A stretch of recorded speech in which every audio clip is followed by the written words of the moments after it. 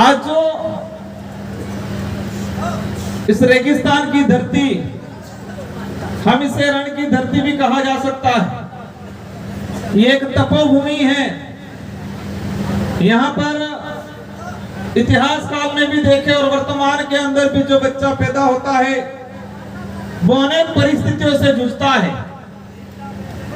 तो हम कह सकते हैं कि इस रण की भूमि में, इस तपोभूमि में, बाड़मेर की धरती पे चौहटन विधानसभा के आज ये धनाऊ क्षेत्र के अंदर आयोजित विश्व आदिवासी अधिकार दिवस के उपलक्ष्य में आयोजित कार्यक्रम में सम्मिलित हमारे साथी पूर्व विधानसभा के हमारे सदस्य विधायक जी पद्माराम जी और वर्तमान विधायक भाई उमेश जी, इस क्षेत्र में सामाजिक जन जागरण के लिए काम करने वाले ताराराम जी और हमारे पूर्व बुजुर्ग साथी जिनकी बदौलत आज ये कारवा यहाँ तक पहुंचा है, हमारे एससी भाई, हमारे माइनॉरिटी के भाई, और हमारे बीच में मुझे आज पता चला हमारे डूंगरपुर में लेबर डिपार्टमेंट के अंदर लगे हुए रामचंद्र जी, इस पांडाल में विराजमान मेरी माताओं, बहनों, नारी शक्ति, युवा साथियों, बड़े बुजुर्गों, आप सभी को उस बात के लिए धन्यवाद देना चाहूंगा कि आप अपने स्वाभिमान के लिए, अपने अधिकारों के लिए, आने वाली पीढ़ी के अधिकारों के लिए लड़ने के लिए तैयार हुए, उसको लिए मैं धन्यवाद देना चाहूंगा आप सबको।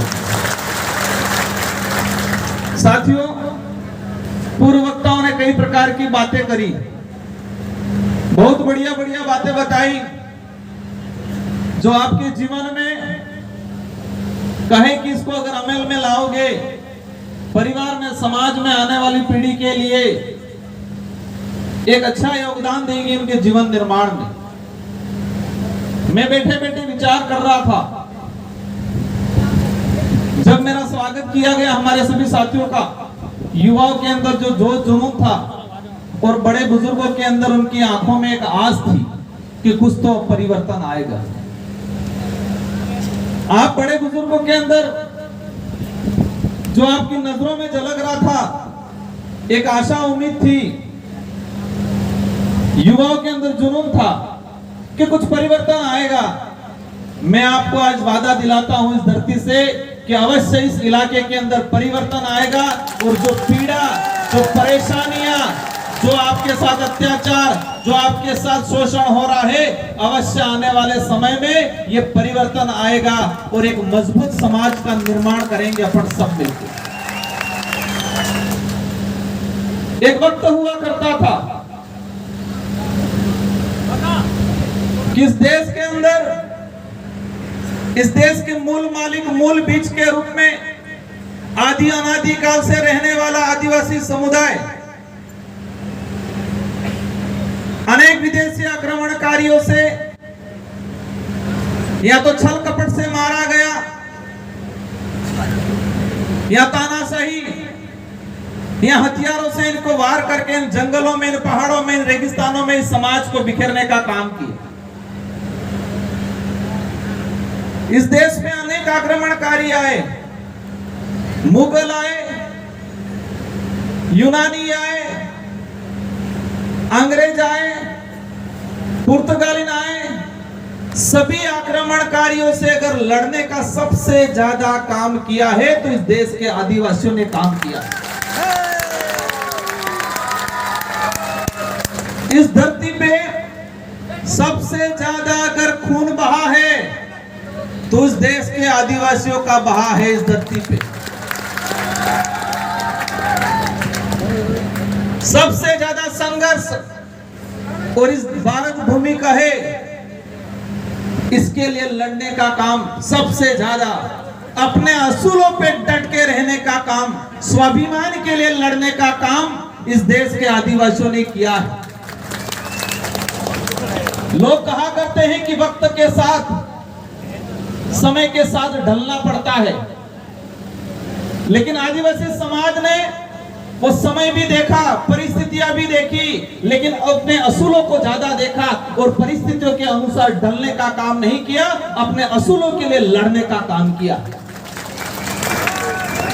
क्योंकि परिस्थितियों के साथ ढलने का काम उस वक्त भी हुआ जब मुगल इस देश के अंदर राज करते थे।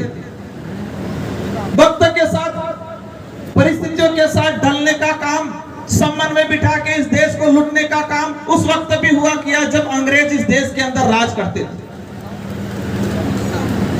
लेकिन आदिवासी समुदाय ने हर वक्त लड़ने का काम किया।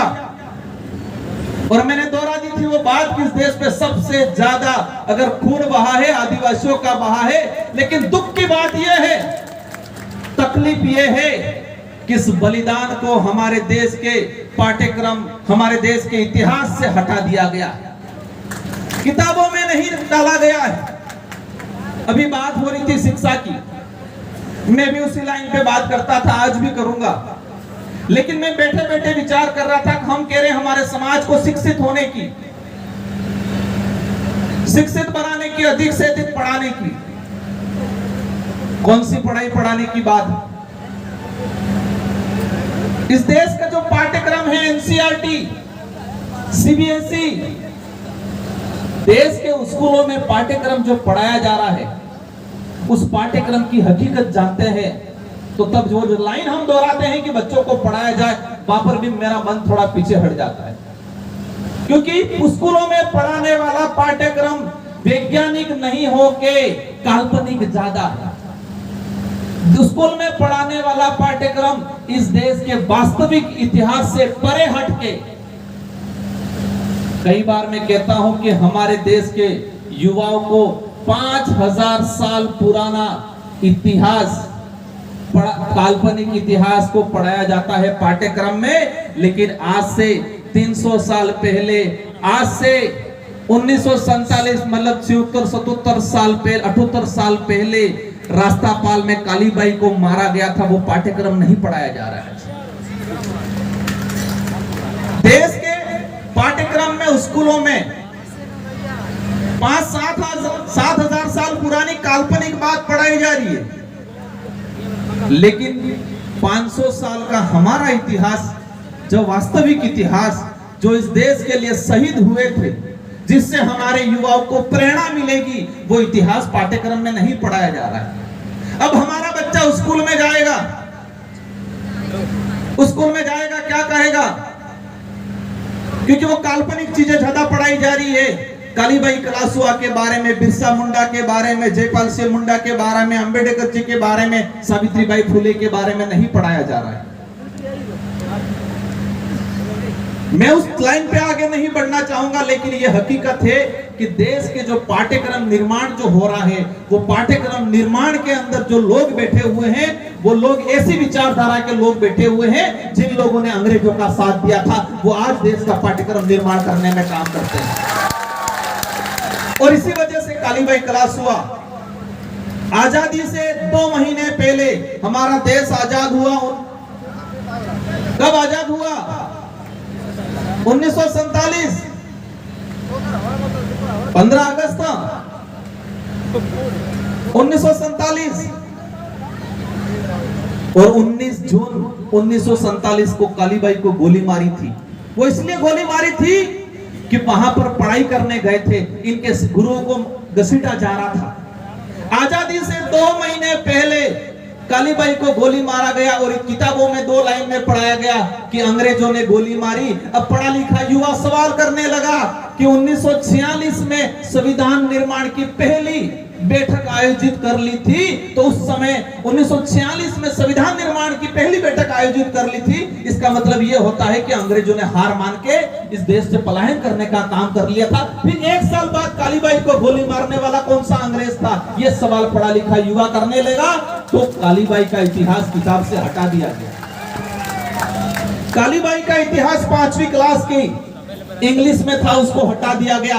उसकी जगह 7-6 हजार साल पुरानी काल्पनिक बात को डाल दिया।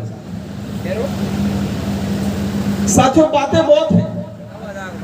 अब हमें करना क्या है? मैं समझता हूं हम पहली सीढ़ी पे, वो भी पैर जमा नहीं है, कम से कम हमने अंदर से यह स्वीकार किया है कि हम आदिवासी। हमने कम से कम अंदर से यह स्वीकार किया है कि हम देश के मूल मालिक हैं।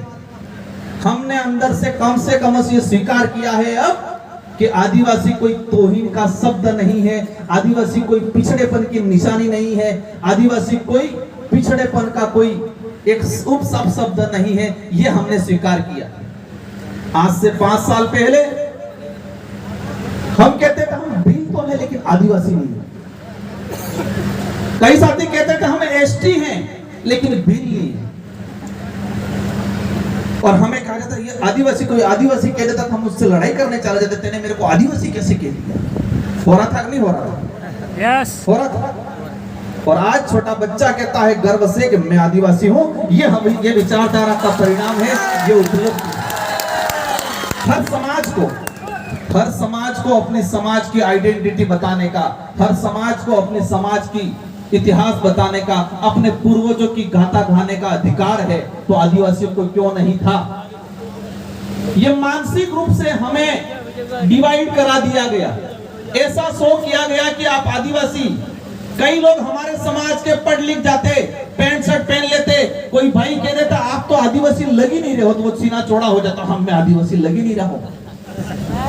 अरे जिस समाज का सर्टिफिकेट लगा के आप नौकरी लगे या नेता बने और उसकी वजह से आपने पैंट शर्ट पहना और आपने किसी ने कह दिया आपको कि आप तो लग ही नहीं रहे आदिवासी, और वो सीना चौड़ा कर दिया, हाँ बिल्कुल मैं आदिवासी नहीं लग रहा हूं। आदिवासी का अर्थ है आदि अनादि काल से रहने वाला। और यही विश्व आदिवासी अधिकार दिवस। एक बात हमें स्वीकार करना पड़ेगा, मानना पड़ेगा कि यूएनओ ने विश्व आदिवासी दिवस मात्र घोषित क्यों किया गया? सिर्फ आदिवासी दिवस घोषित क्यों किया गया? क्योंकि विश्व के वैज्ञानिकों ने, बुद्धिजीवियों ने विचार किया कि इस धरती पे मानव जीवन की रक्षा करनी है, प्राणियों की रक्षा करनी है, इस प्रकृति को बचाना है, तो आदिवासी को बचाना पड़ेगा। यह शोध हुआ है।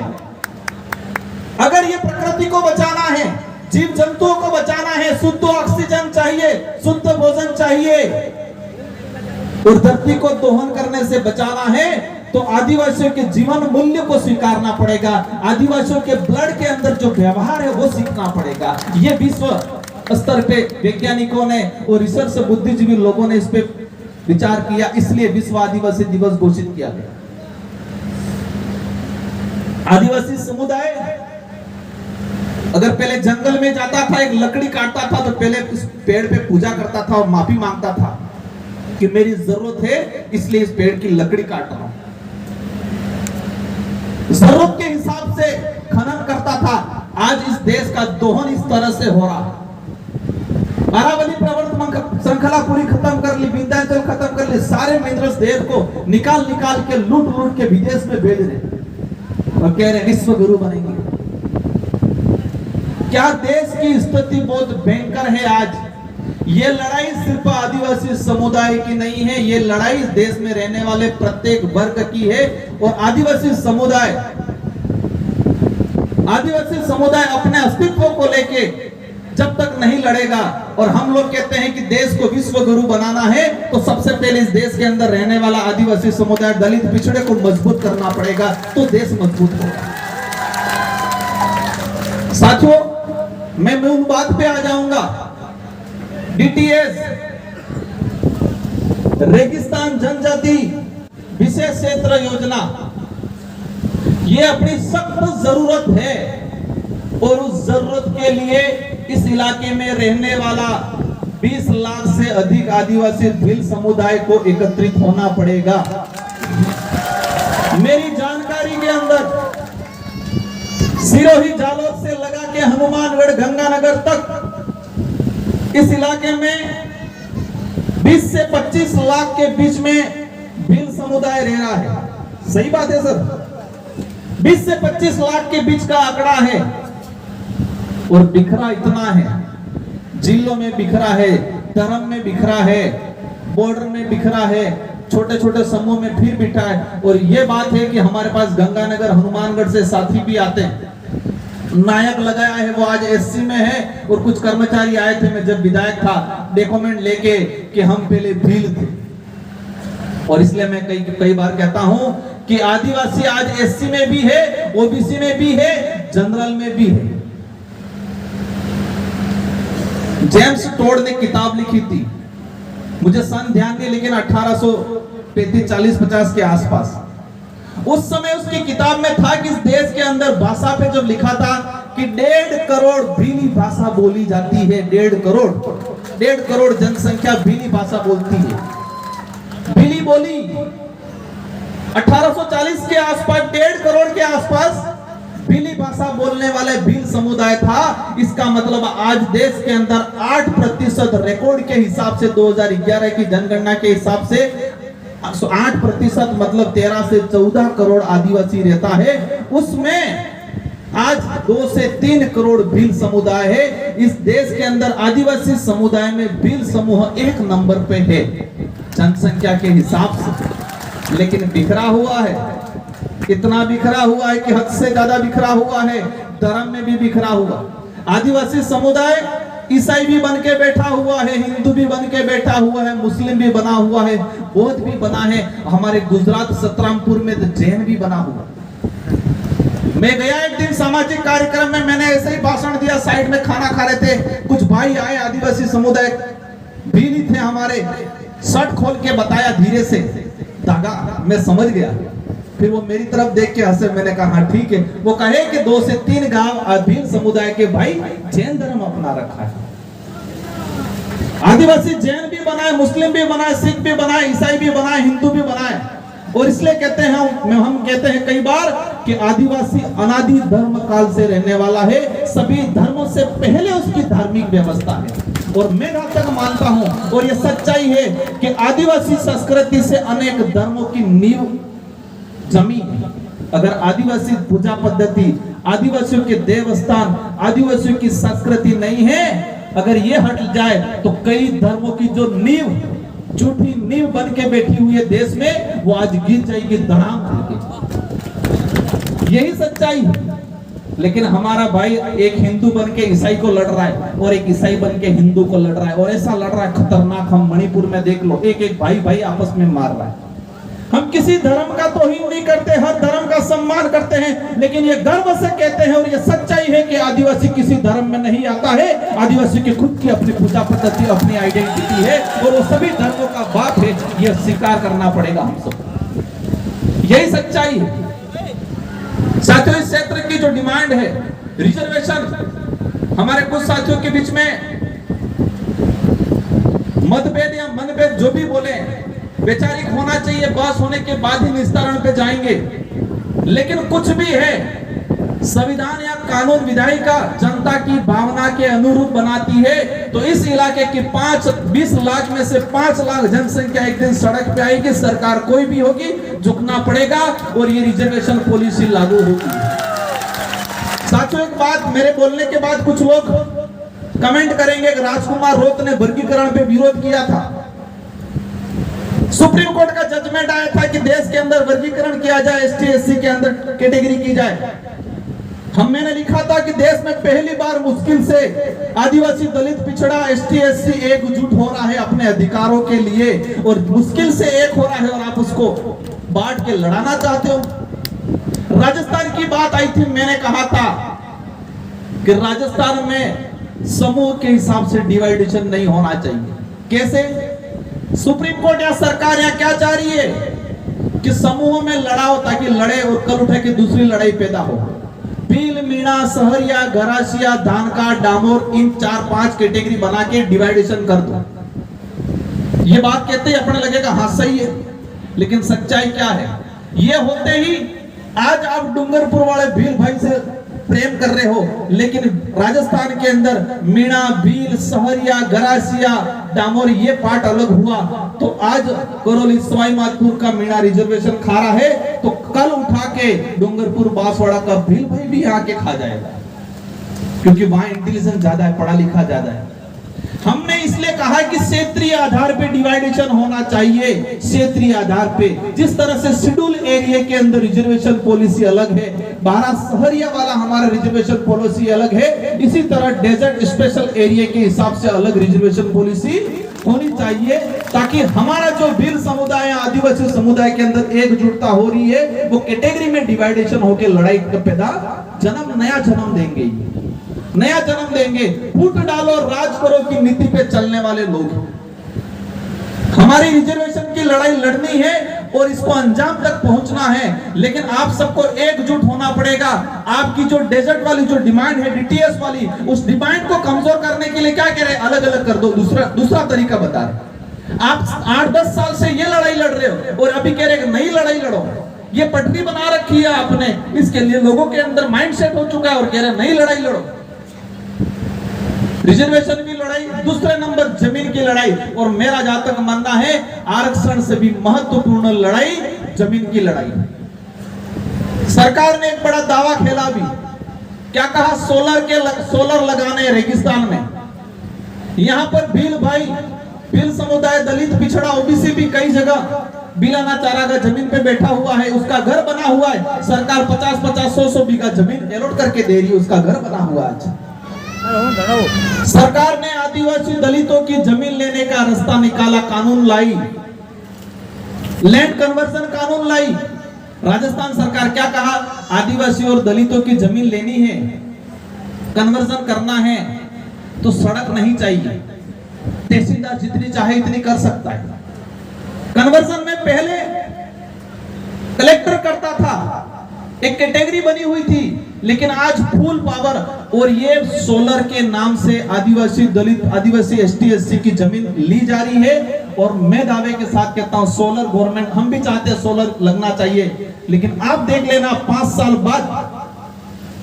बाद राजस्थान के अंदर टोटल बिजली खपत कितनी हो रही है और सरकार कितनी जमीन ले ली सोलर के नाम पे, और सोलर से कितनी जमीन उत्पादन करके हमको दे रही है। देख लेना, कुछ नहीं मिलने वाला है।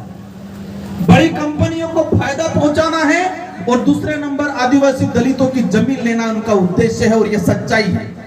आज पता नहीं चलेगा, कुछ समय बाद ताराराम जी कह रहे थे विधायिका कानून बनाती है, कार्यपालिका लागू करती है, न्यायपालिका निगरानी रखती है, जो तीनों काम नहीं करती है तो ये मीडिया वाले इसकी खटिया खड़ी करते हैं।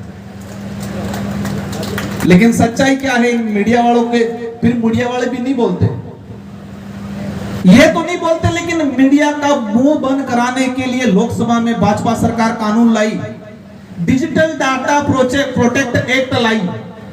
अगर कोई भी मीडिया वाला किसी लिख देगा कि ये कलेक्टर या इस नेता ने ये फर्जीवाड़ा किया तो 250 करोड़ का जुर्माना लगेगा इन पे, फिर भी मीडिया नहीं बोल रहा है। मीडिया का मुंह बंद करने के लिए पार्लियामेंट में कानून आ गया, फिर भी मीडिया नहीं बोल रहा है, तो आपके लिए बोलेगा क्या? खुद के लिए नहीं बोल पाता है, वो अपने लिए बोलेगा? तो ये लड़ाई, चौथा ऑप्शन, जनबल तैयार करना है, देश के अंदर क्रांति लानी है, और ये स्वीकार करना है भले देश बड़ा है लेकिन देश के प्रत्येक कोने में चिंगारी जगी है। अभी जन आंदोलन होगा और देश के पार्लियामेंट या राज्य की विधानसभा में जो गलत कानून बन रहे हैं आदिवासी दलित पिछड़ों के लिए, आम व्यक्ति के लिए, जो उनके शोषण अत्याचार की नीति अपनाना चाह रहे हैं, इनके खिलाफ जन आंदोलन होगा। और उस लड़ाई में अपन सबको मिलकर एक होना है और इस देश के अंदर तानाशाही व्यवस्था खत्म करनी है, एहसास कराना है ये देश लोकतांत्रिक है, ये देश लोकतांत्रिक है, जनता का राज है। और अंतिम बात कहना चाहूंगा, इस इलाके में रिजर्वेशन अकेली, प्रशासनिक आरक्षण अकेले का मामला नहीं है, राजनीतिक का भी मामला है। 20 से 25 लाख हमारे सबके माइंड में, दिमाग में क्या है, रिजर्व सीट आएगी तो ही चुनाव लड़ने का है, और ST-SC की रिजर्व सीट होगी तो ही लड़ेंगे, बाकी नहीं लड़ेंगे। सिरोही जालोर से लगा के गंगानगर तक 20 से 25 लाख भील हैं। क्या एक भी भील को किसी भी नेशनल पार्टी ने टिकट दिया? क्या किसी भी नेशनल पार्टी ने MLA MP का इस इलाके से टिकट देके विधानसभा में दिल्ली भेजने का काम किया? मैं आज खुले मन से कहना हो, राजकुमार रथ को तो यहाँ राजनीतिक नहीं करनी है, हम सामाजिक क्रांति लाने के लिए लाए हैं। हम सामाजिक क्रांति चाहते हैं। हमारे भाइयों के साथ जो अत्याचार हो रहा है, शोषण हो रहा है, उसके खिलाफ लड़ने की लड़ने आए हैं। लेकिन राष्ट्रीय पार्टियों से अनुरोध है कि इस इलाके से आप कहीं से भी दो, लेकिन हर बार 2-2 एमएलए की सीट आदिवासी समुदाय के भील भाइयों को। क्या भीलों के अंदर नेतृत्व करने की क्षमता नहीं है?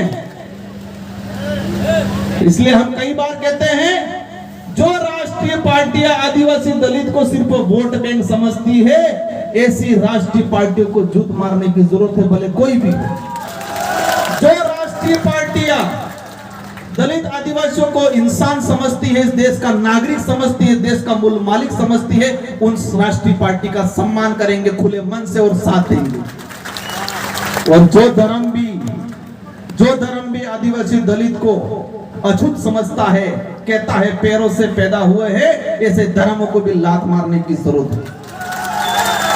इस मानसिक गुलामी से निकलना है। सबसे बड़ी मानसिक गुलामी, शारीरिक गुलामी समझ में आती है, लेकिन मानसिक गुलामी समझ में नहीं आती है। और मानसिक गुलाम बनाने का जो साधन है, उन साधनों को पहचानने की जरूरत है, उनसे लड़ने की जरूरत है। हमारी लड़ाई न भाजपा से है, न कांग्रेस से है, हमारी लड़ाई न किसी वर्ग से है। हमारी लड़ाई हमारे हकों की लड़ाई है। और हकों की लड़ाई में जो आड़ा आएगा, जो अवरोध पैदा करेगा, वो अवश्य हमारे आदिवासी समुदाय का, दलितों का सबसे बड़ा दुश्मन है। यह स्वीकार करना है।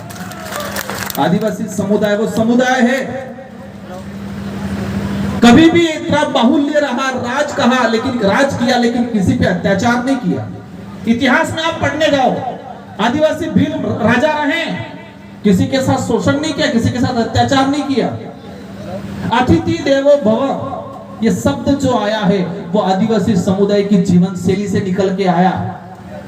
अतिथि देवो भव, जो विश्व में हमारे देश के प्रधानमंत्री जी जब जाते हैं, क्या कहते हैं कि उस देश से आते हैं ये प्रधानमंत्री जी जहां पर अतिथि देवो भव मतलब मेहमान है, वो भगवान बराबर है। इस संबोधन के नाम से हमारे मोदी जी को बुलाया जाता है। लेकिन ये शब्द का आया कहां से?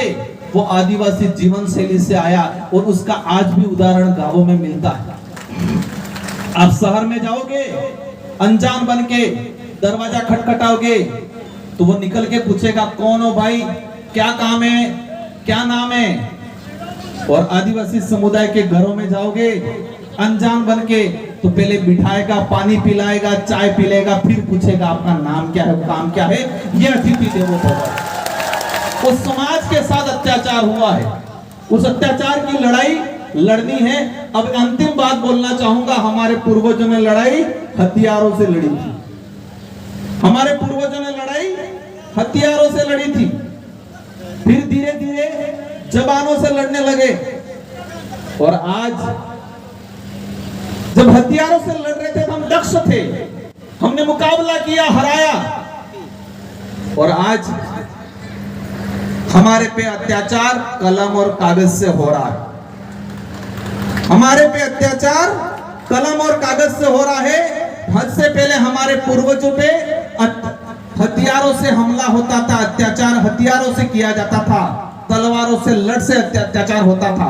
उस समय हम सक्षम थे, हम मुकाबला कर लेते थे, भगा देते थे, इनके खटिया खड़ी कर देते थे। लेकिन आज किससे हमला हो रहा है हम पे? कलम और कागज से।